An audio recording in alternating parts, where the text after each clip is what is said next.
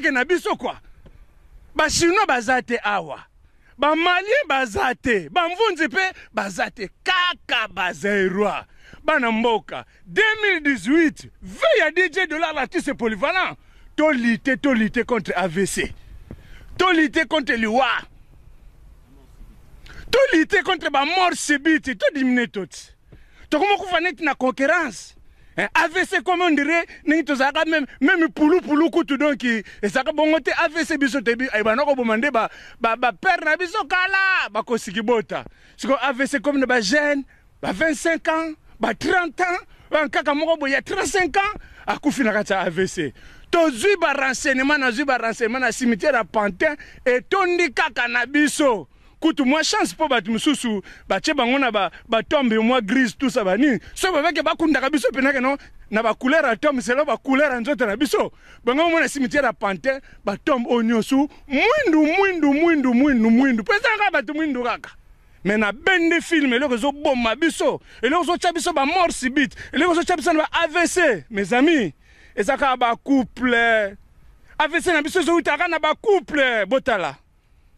Botana kata cimetière à Pantin pour moi to l'aksapena ba bilongi nyonso ya bana mboka na ba kombo nyonso tu ezate mais batu bazo kufa mingi awezaka ba biso ba papa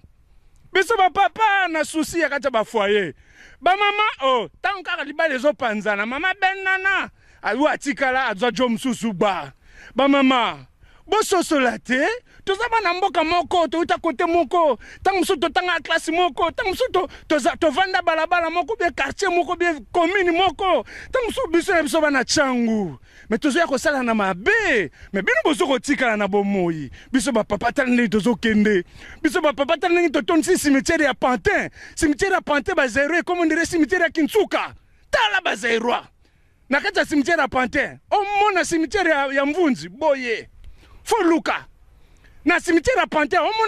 on tombe ya chinois boye il faut luka même ya ba malien exact mais talaka kabiso nyonso mafudi ntidi kosoma yumba donc biso na biso kaka tutonsi cimetière oyoyo no ya ngwana pena ba mama ba papa bana mboka ngai DJ Dollar na bominzo to ena ya banquette pour na 2018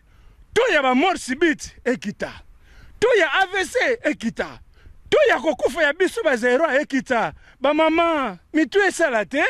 obenga na papa pour les msozo tonda susu bien te okomola ndela les msozo olukolia mingi na libanda o tromper papa mais na libanda to boko mesika moko mona peka kolia e ko diminuer ko makaneti ya papa parce que zali nengwana muto iba bomaka nzoto mais muto ko masolo ayibike garantie zali tala ningi bozo ko sala biso batala ningi bozo biso to komiti na niveau ya ko mama na biso pona nini bosali biso boye pona nini bosali biso boye likambo kaka makambo ya lemsusu bambongo ba location ya bana lemsusu bambongo kaka ya bakaf makambo ya mikemkere bandaku tobongisa tosolola tokitisa to ya kokufa cimetière mundela sel na Pantin asel ka pona biso ba zero te cimetière basala kaka pona biso ba congolais te cimetière ya Pantin salma pona batu nyonso mais pona nini ya ba malien bazate pona nini ba tombo ya ba chinois awa ezate ba tombo ya ba mvunzi awa na cimetière ya Pantin ezalite bato bele baza awa boyebi bango soki pena bo landa bo kunda batu ane tozo nazo chaboye boyebi o songolo o pakala mais par luzitu ya ba famille par luzitu ya ba ndeko na biso ningi ba lali boye mwana tanga ba kombo ezate mitu esala ça c'était mes vœux les plus chers à commencer tout de même par la santé DJ Dollar l'artiste polyvalent l'homme du présent et du futur.